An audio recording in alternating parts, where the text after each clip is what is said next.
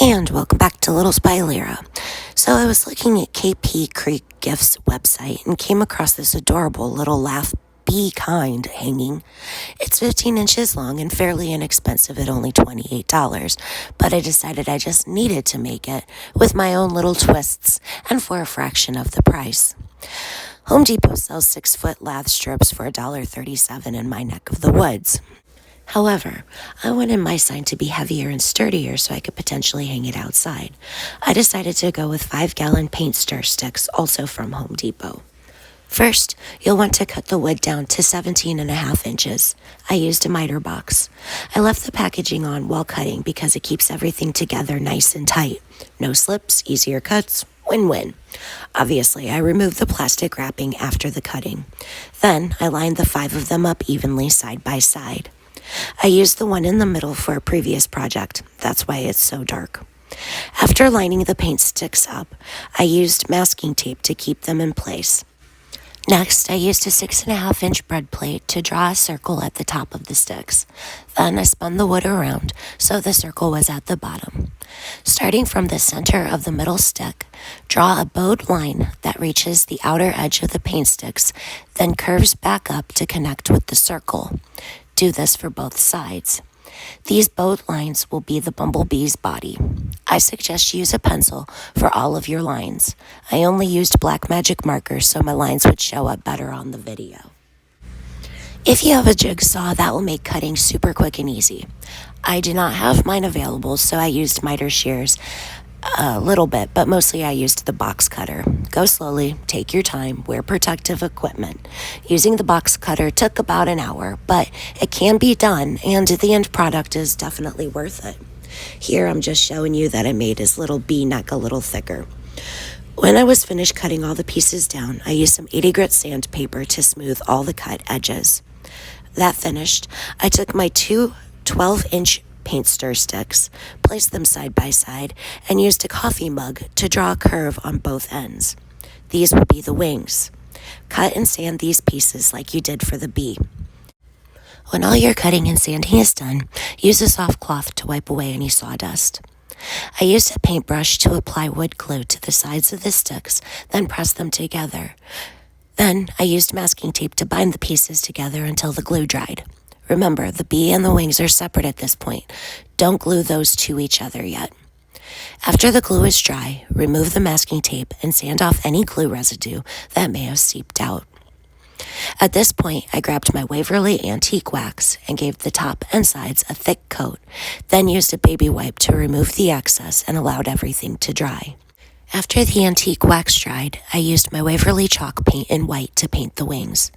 You don't have to use chalk paint, but I like the matte finish it gives the project. I made sure to leave a gap in the center because that's where we'll glue the body. Glue and paint are not good friends, so I try to keep them separate as often as possible. Before the paint dried, I used a toothpick to clean any excess paint from the space where the wood meets up. Then I set that aside to dry. Now grab your bumblebee. We are almost there, guys. I used a ruler to mark off the stripe sections. I just used the width of the ruler to be the width of the stripes, about 1.5 inches.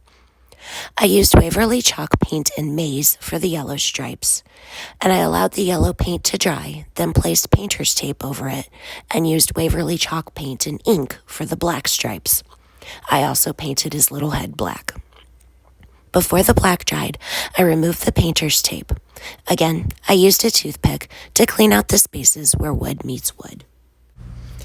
When the paint had dried, I centered the bumblebee on the wings and drew a faint line with a pencil on either side. Because I did this when I lifted the bee body, I knew exactly where to put the wood glue without worrying about the glue squishing out onto the wings and looking gross. I sanded away some of the paint on the inside of the lines just to make sure there would be strong adhesion between wings and body. Also, I went around the entire outside of the wings and sanded off the paint down to the stained wood to achieve that distressed look we all love so much.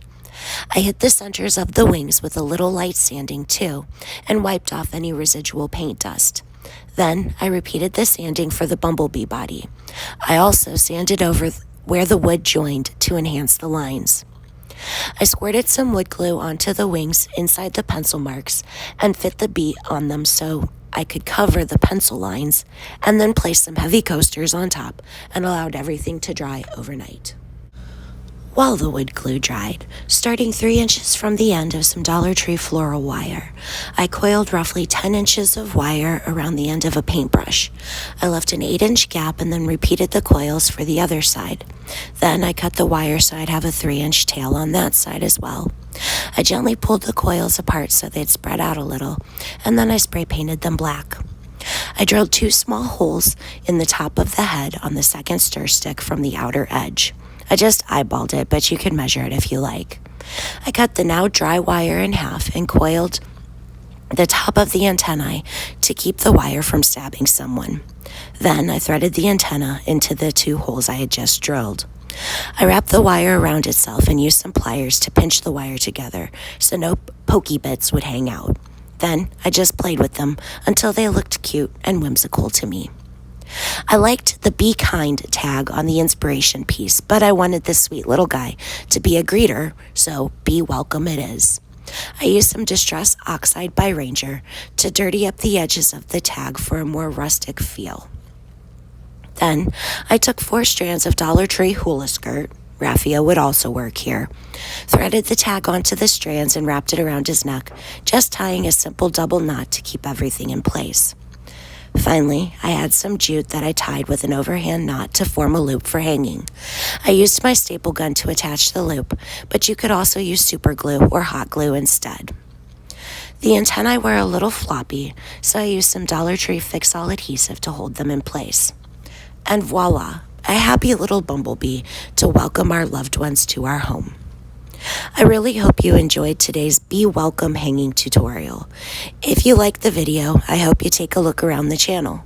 If you wish, hit that like button or subscribe.